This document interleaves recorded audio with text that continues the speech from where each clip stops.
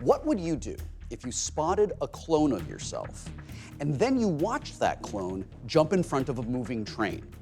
Before you answer, I should also tell you that you will find out that there are who knows how many more versions of you scattered all over the world, and it turns out one of them's trying to kill you. That's where Orphan Black kicked off. And as the story unfolded, the show gained momentum with fans, becoming the cult hit of the year. Season 2 is on the horizon, and to celebrate, we'll talk to the stars of the show, celebrity fans Patton Oswalt and Orlando Jones, as well as the creators of the series. And even more exciting, we've got an exclusive sneak peek of Season 2. So, let's get started. It is time to send in the clones.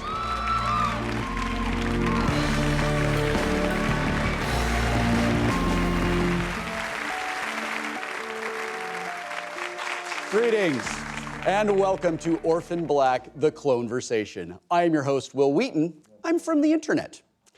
Now, as far as I know, I am the only one of me there is in the world. But that's what Sarah Manning thought at first, right? Orphan Black is hands down one of my favorite series of all time, and I am so excited to be here today to celebrate this amazing show. But before we bring out our guests, let's enjoy a quick refresher of some of the more nail-biting moments of Season 1. Something really weird just happened at the train station. What? I saw her go kill herself. Ew. Yeah, and she looked exactly like me. I've got to go up to her flat.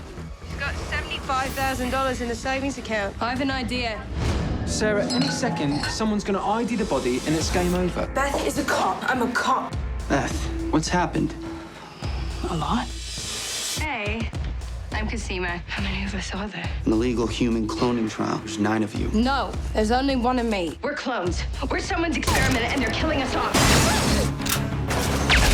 I'm not Beth! I'm beginning to realize crazy's genetic. You want to mess with my life? I'm gonna mess with yours. Dig faster. Casima's safety is at stake. He says you're in danger. I think something bad is gonna happen. I wouldn't trust anybody. We make a family. Our bodies, our biology belongs to them. Sarah, they could claim Kira.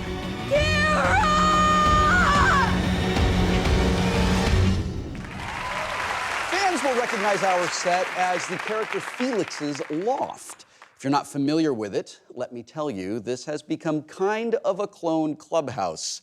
And since we are now joining that club, I thought the perfect way to kick things off was by introducing this guy. He is the best brother a girl could have, especially if you're the type of girl who needs a body identified at the morgue, or a place to hide from an abusive drug dealer boyfriend, or a babysitter/bartender, or someone to infiltrate a club full of body augmentation enthusiasts. Please say hello to Jordan Gavaris.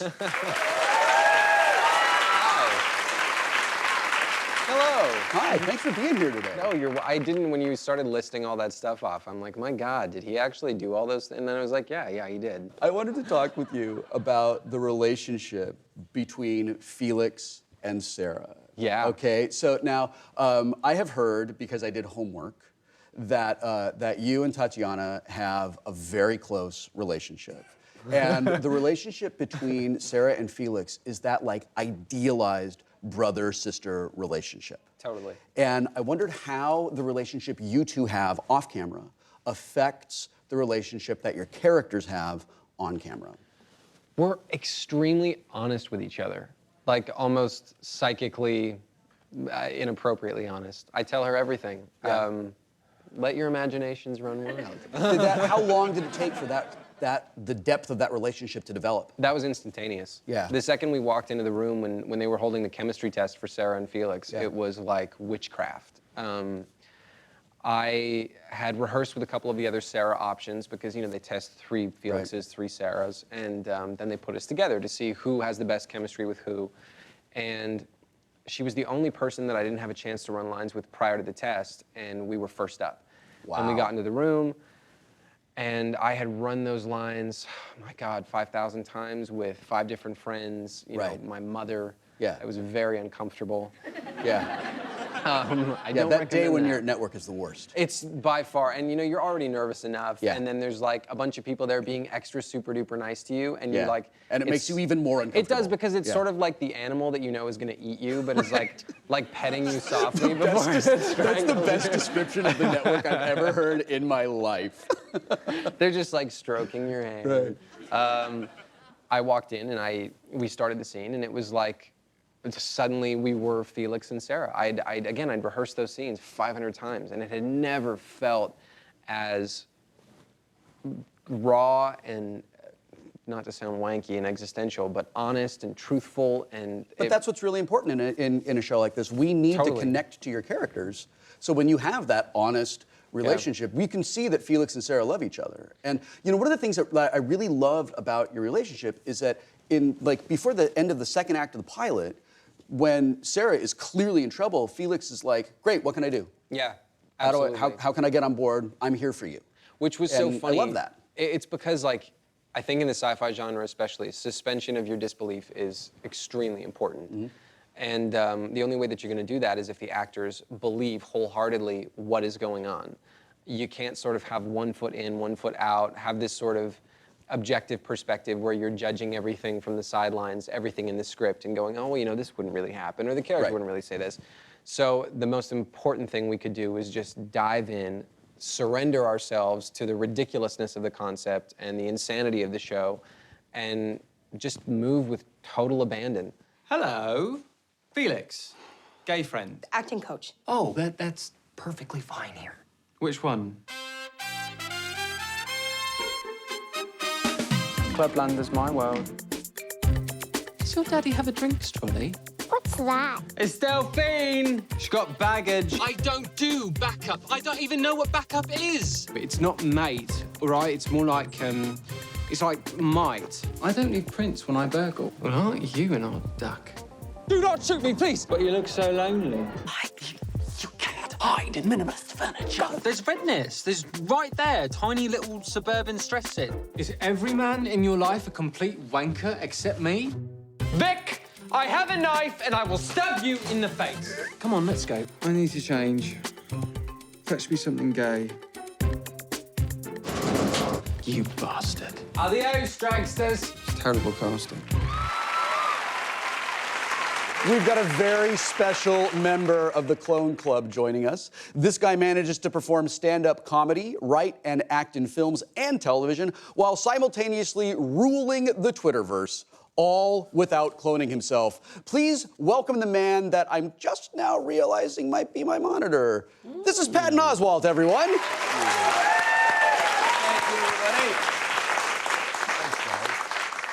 Are you my monitor? You can tell me the truth. If I was your monitor, would Yeah. I tell you that I was your monitor? I don't know. Maybe you wouldn't tell me because you'd think that I would expect you to tell me, so you're not going to tell me. Yeah, but if I wasn't your monitor, the first thing I would tell you was that I was your monitor. But if you were my monitor, you might say I'm your monitor to throw me off from the fact that you are my monitor. Okay, as long as we understand each other. I think it's crystal clear. There's always a moment in a show where we're watching the show and we go, oh, I'm totally on board. When Well, does that happen for you okay, with Orphan Black? This show, usually, okay, this show was amazing because the moment when I'm like, oh my God, I'm on board, was, I would say, in the first 3 minutes. Yeah. The image of this woman quietly, calmly taking off her jacket and purse and then jumping in front of a train. It's like, so hang on, this is how the show starts. Yeah. And then to then have Tatiana be our main character, and she's not exactly the best person on the planet. I love that She's so just a little much. slippery. Yeah. And so it's almost like the word. Imagine there's this whole new technology connected to an amazing conspiracy, and the last person you want to find out about it has just found out about it. Yeah. So the levels of intrigue they piled up. I mean, that was the writing of Yeah. the more that's revealed, the more intrigued and confused you get. And that's really hard to pull off. And they did it constantly in the pilot. So did you watch it one episode at a time, or did you binge it?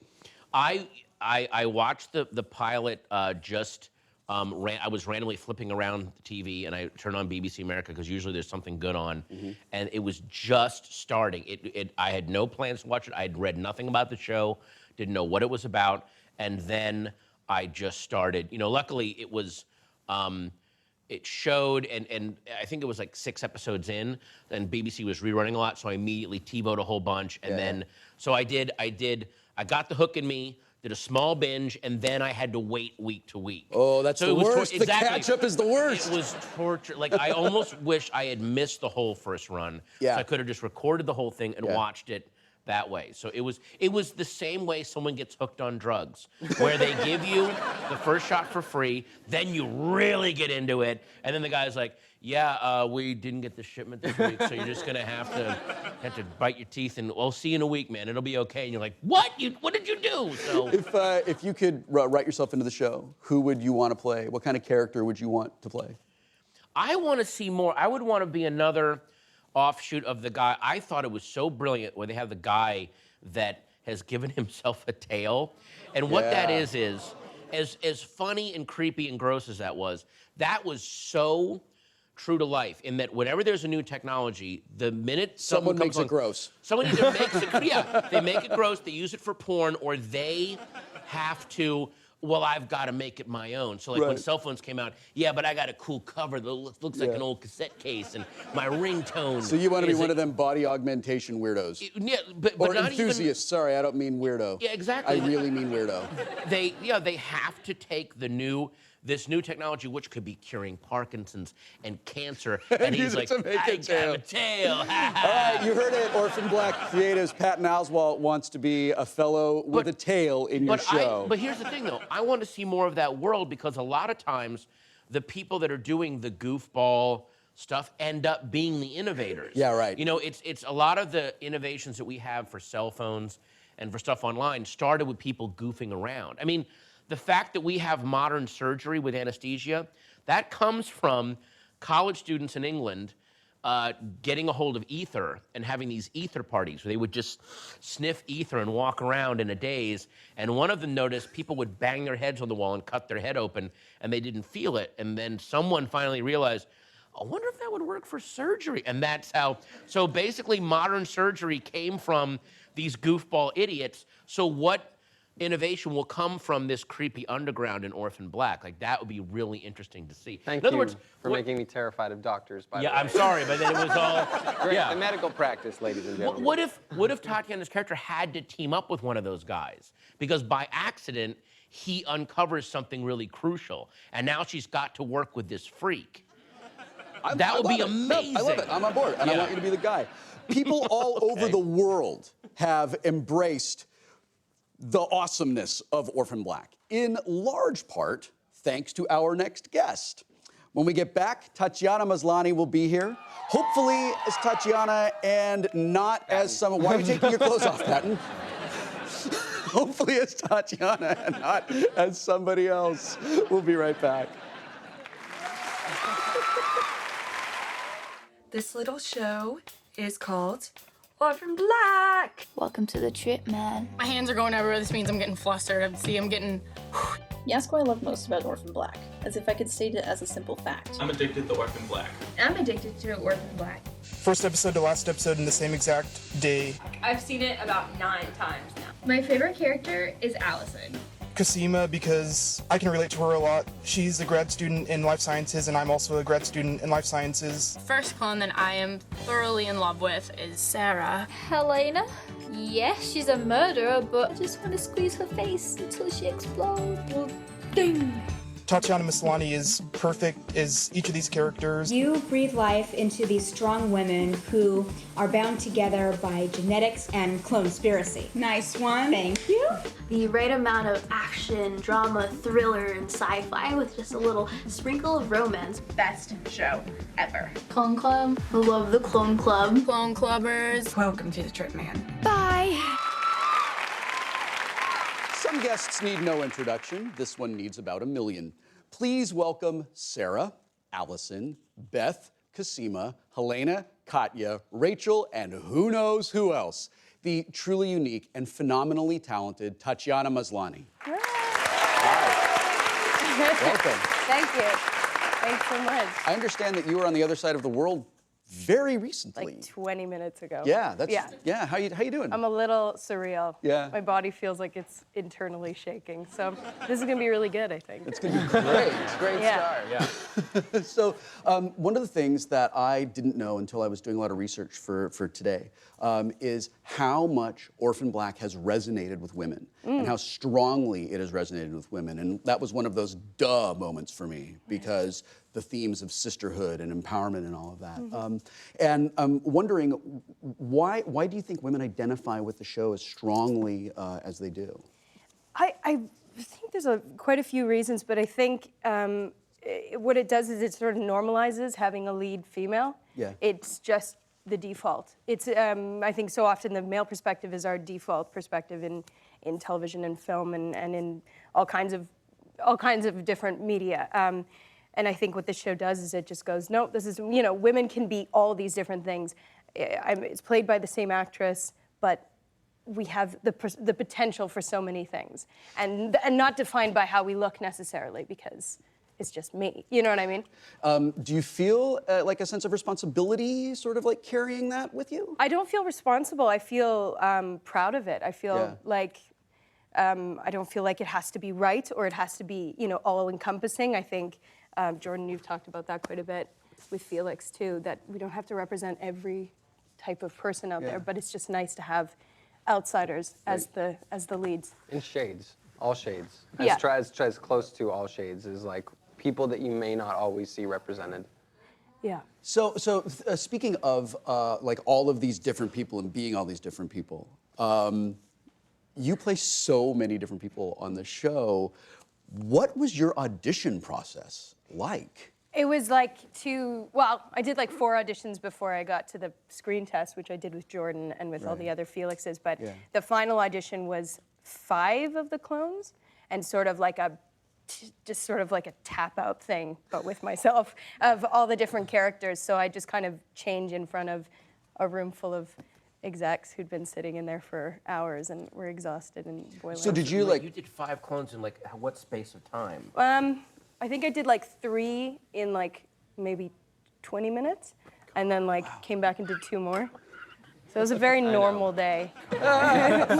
Actually, now it kind of is. Exactly. Do you remember which of the clones was the first one you played? It was Sarah first. Yeah? Yeah, and then Sarah's Beth, I think. So you need to, as an actor, you need to identify with and justify every choice that every different character makes, and they all have their different reasons and that sort of thing. Is there a clone who you, just as a person, maybe identify with more than one of the others? I think Cosima is probably the easiest for me to kind of relate to, as far as just being a bit, she's very focused, she loves what she does so much, she's extremely passionate about what she does, and she makes really dumb decisions sometimes, and falls for the wrong people sometimes. And uses her hands. And uses her hands to talk, which I don't do at all.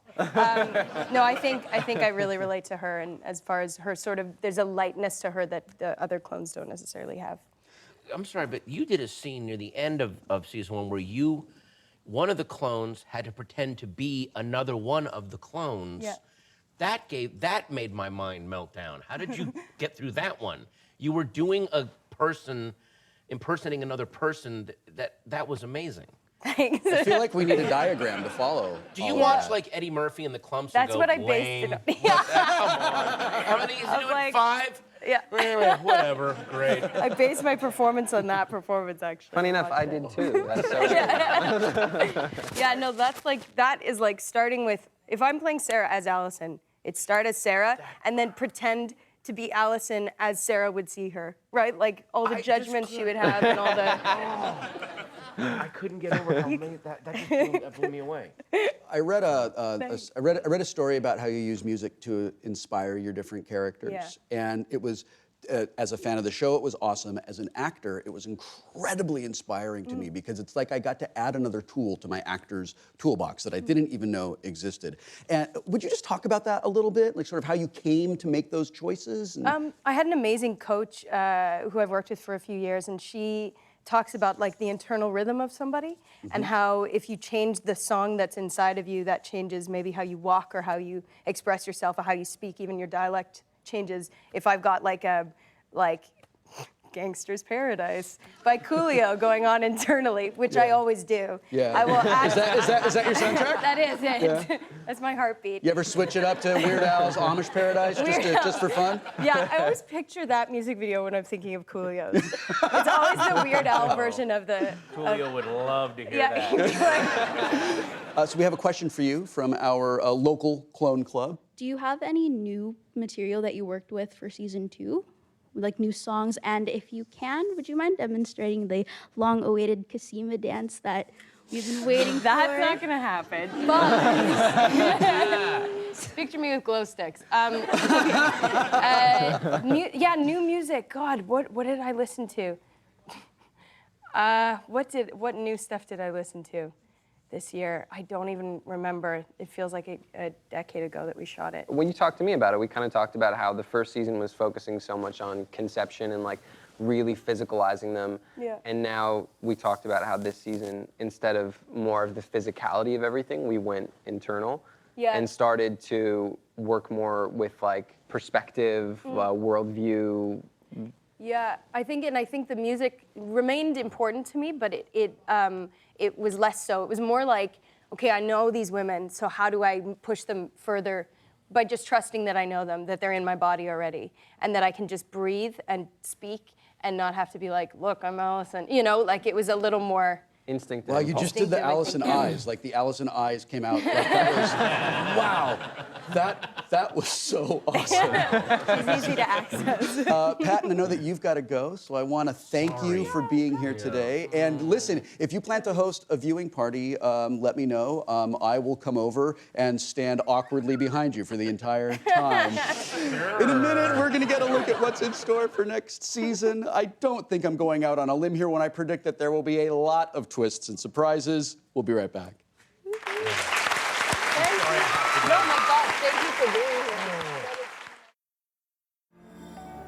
I came out when I was in high school and it didn't go well at all. Orphan Black was a rabbit hole, a window into the world I dreamed of when mine was out for blood. Thank you for letting me see that world. It has completely changed the way I think.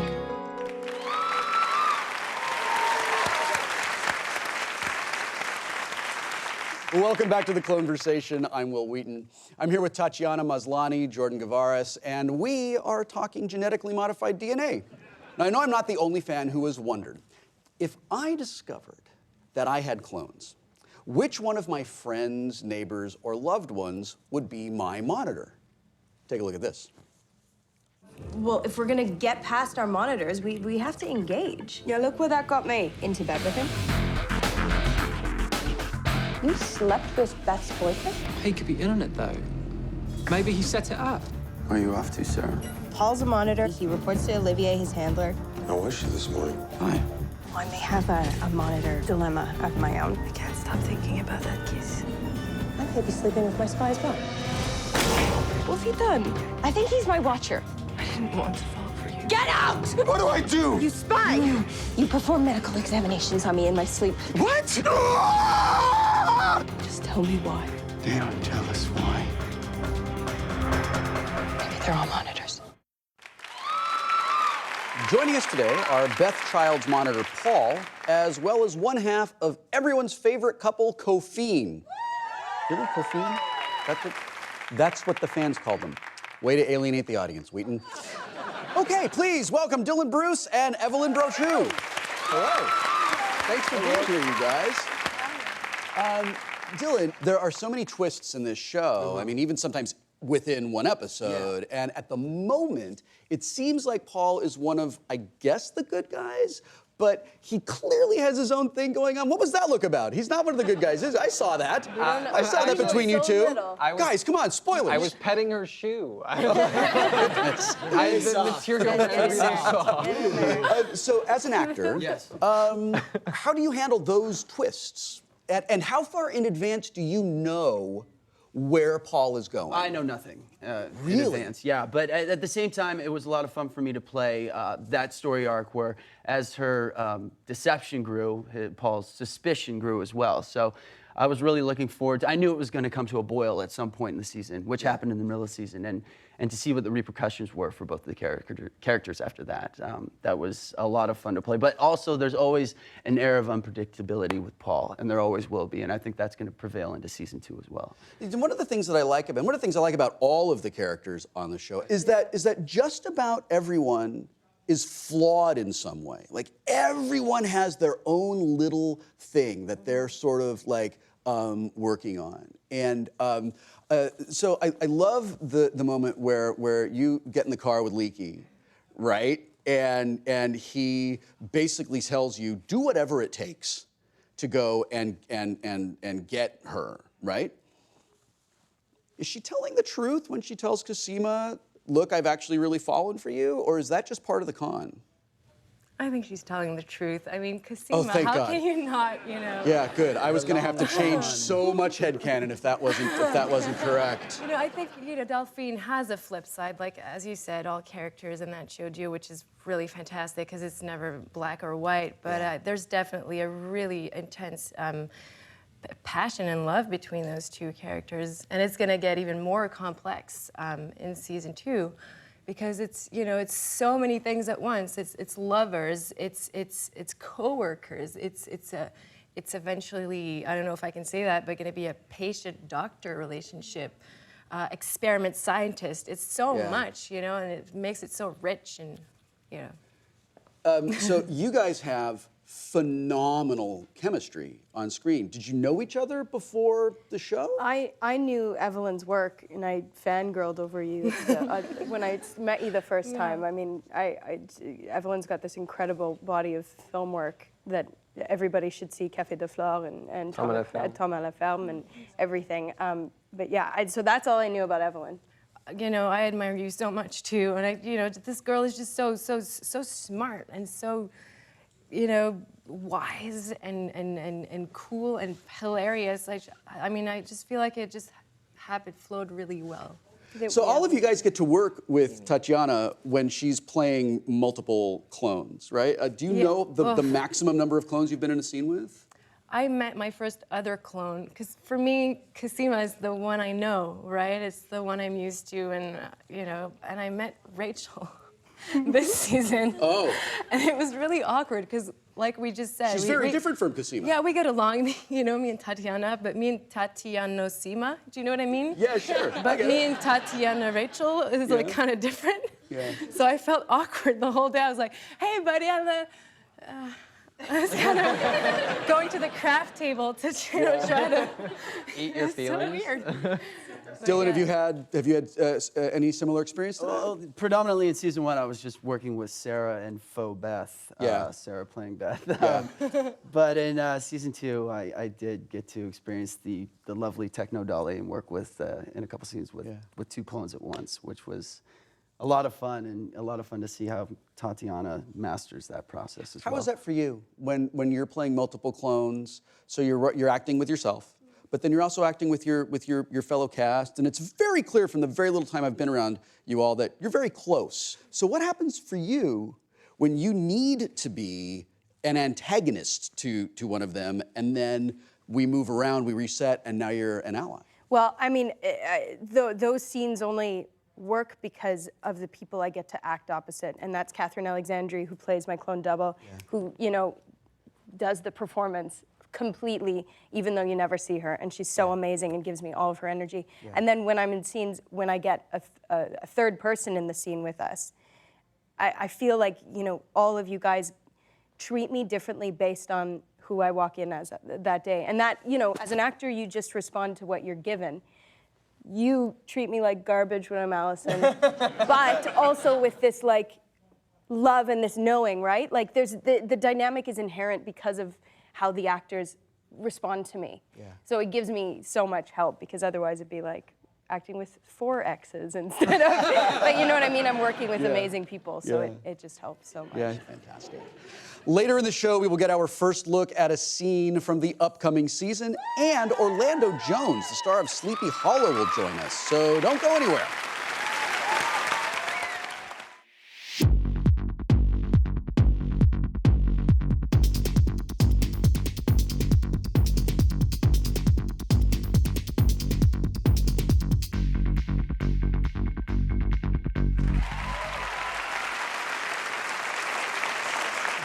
Welcome back to the Cloneversation. I'm Will Wheaton, and I am joined by the cast of Orphan Black.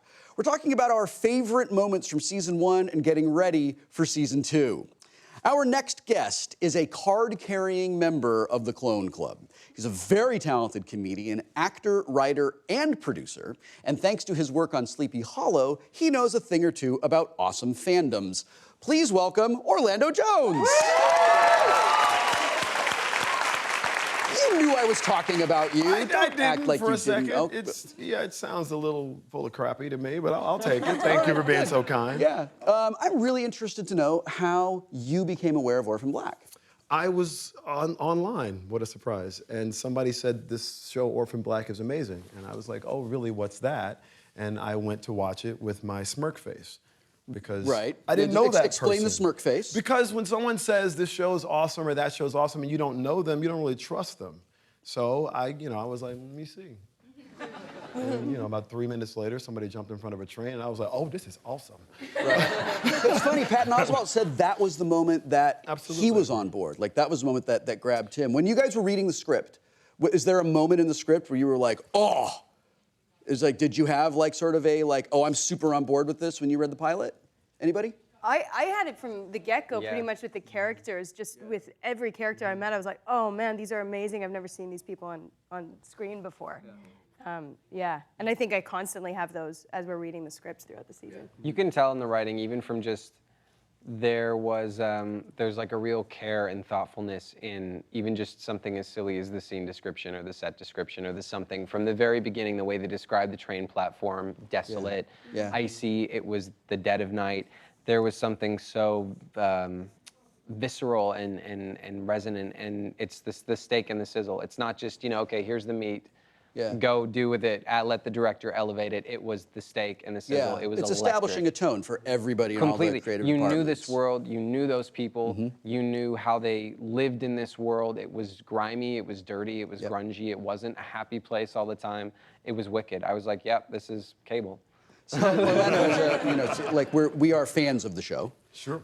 What is it about this show that just seems to strike a chord with so many people across so many demographics? I think what's most interesting is that the train moment that sort of sucks you in initially is not really the moment. In some ways it's a throwaway. The show doesn't spend a lot of time in places that other people would try and make a meal out of. It sort of becomes a color, but not the full palette. So I think that's one thing, and the storytelling is really interesting. I love the action of it. I like its treatment of characters as human beings and not as archetypal prototypes. It sort of immediately breaks those prototypes, I think, and delves, I think, deeper into what's actually going on, what their fears are, how they're despicable, but still human. Yeah, it's so easy in science fiction for characters to be ideas instead of people, and no one in this show is an idea. Everybody is very, very real. Realized. We take the fiction out of science fiction, Will, in our show. Wow. Nicely done. Bam. Wow. Wow. I've been waiting to say that for so long. That feels like an act break to me. It does. Orlando Jones, thank you for being here. Thank you for having me. Thank you for coming out. Coming up, we will pull back the curtain just a little bit and show you how Tatiana is able to film scenes with herself, and we will finally glimpse a little bit of season 2. All that and more is coming up in just a moment.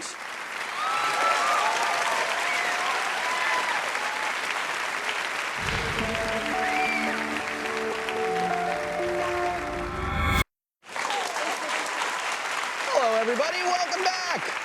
I am Will Wheaton, and if you are a fan of Orphan Black, then you know exactly who these 4 people are. Though technically, since Tatiana is joining us, our head count has increased significantly. Technology and movie magic play a very big part in helping us immerse ourselves in the story. And one of the things that makes this show so brilliant is the way the clones can all interact with each other in a scene, and it is technically seamless. Here's a little peek at how they do it. Rolling, rolling. She had tools. If she couldn't cope, then The actual logistics behind doing something like this, it's very, very difficult. We have an acting double. We shoot her over the double and then change the wardrobe and shoot her over the double. We're clones. We're someone's experiment and they're killing us off. That scene where Tatiana is playing 3 characters within the same frame is not conducive to organic acting. That's Tatiana playing against 2 doubles at the same time in wardrobe and hair of one character. But we're also doing a more complex version, which is trying to put them both in the same frame with a computer-controlled camera system that can repeat the camera move over and over. How did you find me? What was really cool was literally having them touch each other. Come on. It's time-consuming, but it's fantastic. When you nail it, the results are unbelievable.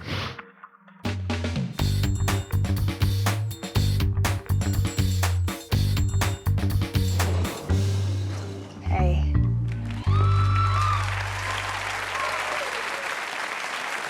If it weren't for our next guests, none of us would be here today. And look, I'm in no way implying that they are our birth mothers that show up and make things more mysterious before one of us kills them in the middle of something that is clearly important and will drive the audience crazy between seasons because we desperately want to know what she was going to say.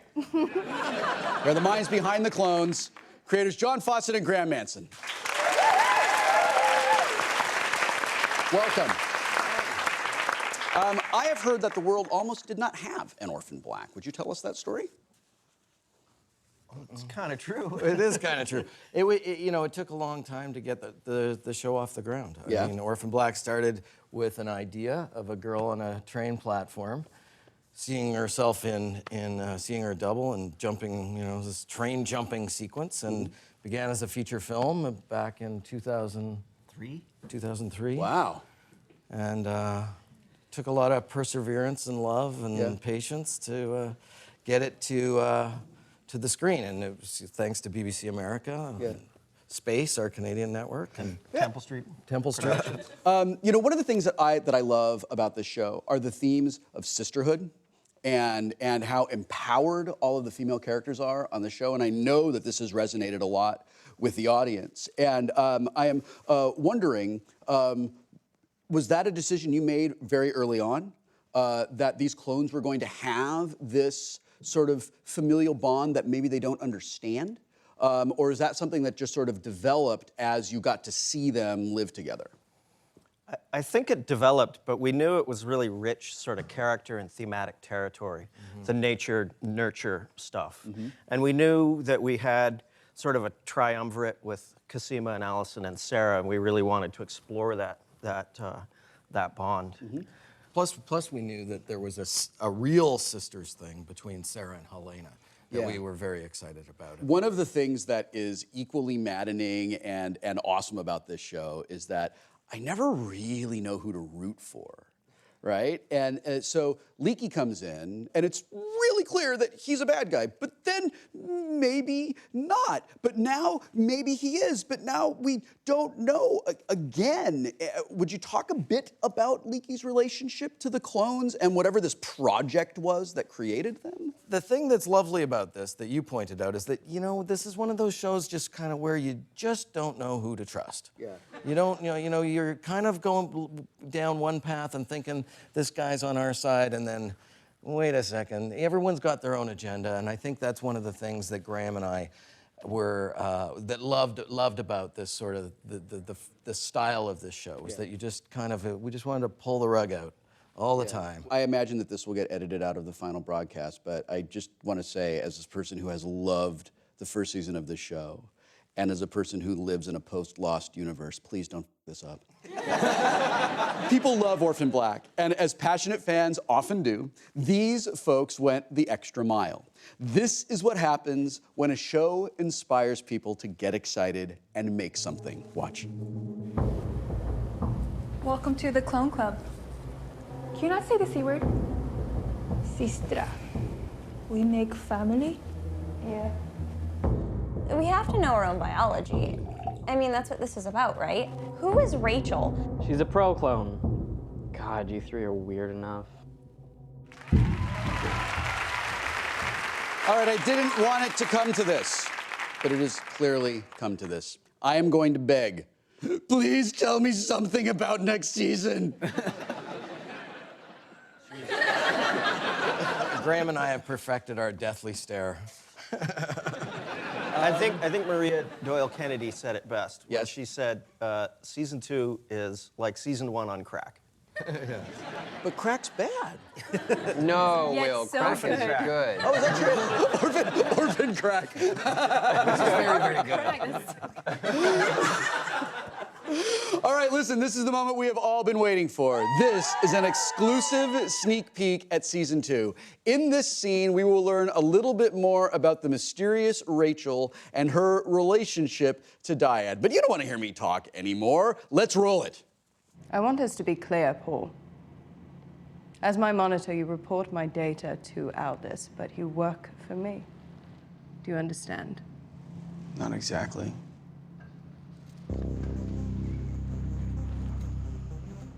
I've known Leaky my entire life.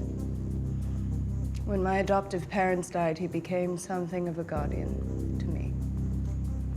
But now, my position in the corporation essentially outranks his Dyad directorship. He can become too attached to his subjects, myself included. Up until now, your entanglements with Sarah have been your saving grace, Paul. I never asked her to cross my path. You didn't ask for me either. Now it's time to make a decision, Paul. There's no middle ground anymore. What do you need me to do? Bam! Oh, Paul! What are you doing? Wow. Okay, so clearly we are in for another insane ride in season 2. Would any of you guys like to say anything before we sign off? Say something. Say something. What? What do I say? I almost played Wesley Crusher in a wedding once. I'd like to say Really? that. Yeah. My sister wanted to have a Star Trek wedding, and Yeah. they have a Star Trek chapel in Vegas. Yeah. She was going to be Deanna Troi. Of course, her husband was going to be Picard. Right. I wanted to be Worf, but I couldn't go through the makeup thing. So Yeah. I was a younger brother, and I was going to be Wesley Crusher. You're far too handsome to be Shut, Wesley no, Crusher. stop it. You're far too handsome. I know. I want to thank my guests, Tatiana, Jordan, Patton, Dylan, Evelyn, Orlando, John, and Graham. And most of all, thanks to you in the Clone Club, here and at home, for recognizing how amazing this show is and continuing to support it. Orphan Black Season 2 premieres tonight.